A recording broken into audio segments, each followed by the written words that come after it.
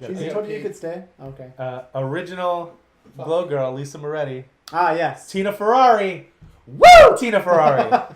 She's just gonna... When you yelled earlier, he goes, holy fuck my speaker, and then you just get another... You own new speakers. Sorry if you're wearing headphones, Cheesy. Lisa Moretti is going to be inducted... Ivory is going to be inducted in the WWE Hall of Fame. Yeah. And it is well-deserved and fucking long overdue. Yeah. And I really hope... I know they touched on it in the video package they did on Raw, but I really hope they touch on more than just her run as Ivory in the WWE. I'm sure they will. They've got to talk about Glow. They have to talk about Glow. Yeah, I'm sure they'll touch on it more. With that said, though, man, like, watching the stuff they put together in that video package, like, so much stuff just came rushing back to me. And it's true, man. Like, she really, like, whatever role they gave her, she fucking nailed it, man. I mean, I forgot all about her being part of Right to Say. Like, I forgot. And that feud with China, man, was fucking rad. And led to... You want to know something, but can I just say something, though? Not to fucking undercut the video package, but this was the time then, though. It's like, you know, led to her feud with China led to one of the highlights of her career, defending the title, or fighting for the women's title at WrestleMania. The match is 2 minutes and 50-something seconds long. I'm just like, because I don't know what it was. Like, I was like, wait, what Mania was that? And I went to look it up, and I looked at the match card, and it said the timing of the match. I'm like, but, you know. But that was the proper end of that feud. Yeah.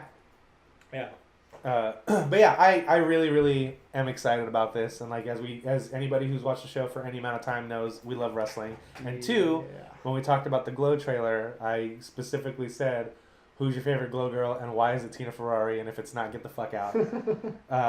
And yeah, I've just I don't know, like, she's not the usual type I like.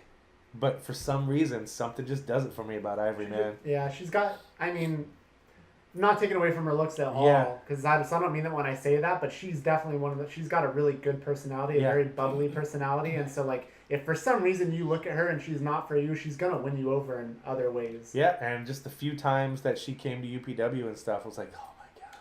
That's right, I remember. She was super nice, too. Yeah. And... fuck, I forgot about that. Your boy got to lead her around the galaxy the entire time. I was like, I was her personal tour boy right here. Well, it looked like you put it over your shoulder. I got to hang out with her and Steven Richards. That's awesome. Both times they came down. Yeah, they were good. They were both really cool. Yeah, and they were both really cool. And it's just one of those things where it's like our backstage area and the area where we did the promos and pre-tapes were on the opposite side of the freaking venue. And so it was one of those things where we could walk through the venue, or we could walk around. Yeah. And I believe they came in like a winter month, when in Southern California is not cold. But I was like, hey, do you guys want to walk along this side through the venue, or would you guys mind walking around outside? And they're like, oh no, I don't want to take away from what's going on out there. We'll go around the outside. And I was like, all right, let's go. So then I got to lead them around and get them whatever they needed. I was their gopher both times they came, and I was like, this is cool. And getting to talk to them, and Ivory, they were in town long enough to where she actually came down to LA Boxing and did guest training. I mean, I wasn't there, but I remember hearing about that. And did that before the Galaxy, and then when Rick brought me over, and not this Rick, a different Rick completely, brought me over and was like, hey, this is Michael, he's going to be the one, chauffeuring me around tonight. She goes, oh yeah, he was at practice on Saturday and Sunday. And then she came the week after and was just beyond fucking sweet. And yeah, just really fucking awesome person and super sexy. And it was very hard for me, ... to contain my inner glee when Rick was like, hey, Mike, you're going to be on Right to Censor duty tonight. And I was like, yeah? And he's like, yeah, why? And I was like, oh, this guy's a huge thing for Lisa Moretti. And he's like, really? I was like, yeah, I used to watch Glow when I was a kid, and she was my favorite. And he's like, all right, well, try to contain yourself. And I was like, I'll be fine. But that was one of the cooler moments I had being at UPW, was getting to hang out with Lisa Moretti and Stevie Richards. That's pretty awesome, man.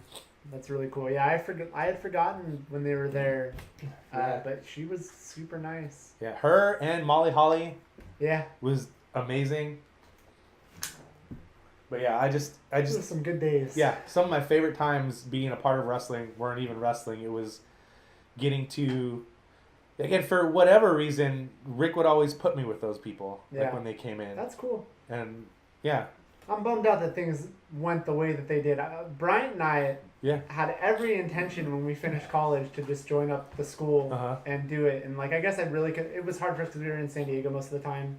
I guess I could have like really committed and like fucking, drove and done it. But I was bummed that by the time we were out of school, UPW was pretty much dead. And I was like, especially man, when we were doing that, they had such a heavy tie to WWE. Not to say that that's what would have happened, but it's just like, being a big wrestling fan and wanting to do that and like getting in with UPW, Rick almost fell over at a pretty early time. Taking a poop. Yeah, taking a poop shirt at a pretty young time. Like I was really amped and excited about that, so I was disappointed. But the times we did have were fun. Yeah, and like I really wanted to bring that up because I doubt she'd remember me now. But that week and a half or 2 weeks that they were in town for that stuff, she remembered me and I got to practice and train with her. It was really fucking cool. Yeah. And I'm so excited that they're putting her in the Hall of Fame. I am too.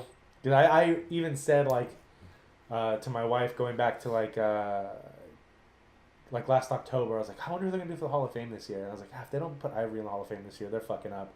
They done Lita, they done Trish. They did Sunny all those years ago. Like it makes sense. The only other person that should go in that's not in, they did Jackie last year. The only person that's not in right now that should be in on the female side is Terry Runnels. And she needs to be in that fucking thing next year. She has to be. Especially with them doing the Dana Brooke thing where she's basically Alexandra York, which is amazing, by the way. They really need to put Terry Runnels in. And not Marlena, Terry Runnels. Talk about Alexandra York. Talk about how she was a fucking makeup artist for WCW, and they needed an extra talent, so they put her out there, and it just fucking took off from there. Yeah, I feel like they'll do that. Like, they've been pretty good about that stuff. Like, they recognize, like, that some people they put in there maybe didn't have, like, the longest career in WWE, so they talk about what they've done as a whole. It really feels like that night has turned into, like, a celebration of wrestling in general, so... Yeah, I think, I'm really happy about Ivory going in. And them actually calling her Lisa Moretti in those video packages and on the show this week made me really happy because that made me feel like, okay, Glow's hot right now. This is their way to talk about it. And yeah, I'm really excited. And like I said, Terry Runnels is the only female I can really think of right now that's not in that needs to be in. She deserves Terry to be Runnels. There. For sure. Hey. I'm back. So yeah, that's it for this corner of the Wrestling Buddies here. I'm super excited about that, and it's something you and I are both always excited for because, like you said earlier, just all that stuff comes flooding back. Yeah, man. Like, it kind of makes, like, I guess shouldn't be surprising because there's just so much fucking wrestling, that... Yeah, like, sometimes when I see this stuff, I don't remember all these things that happen, And so seeing that stuff, it's cool to go down memory lane. Oh, I just realized another female, like an actual competitor that's not in, that I'm sure will be within the next 5 years.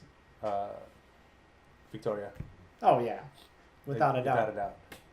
Another one that I actually got to train with for months. Yeah. And was like her base for everything because... They, most of the time, it was at a time where, not enrollment at the school, but people actually showing up to practice was very fucking thin.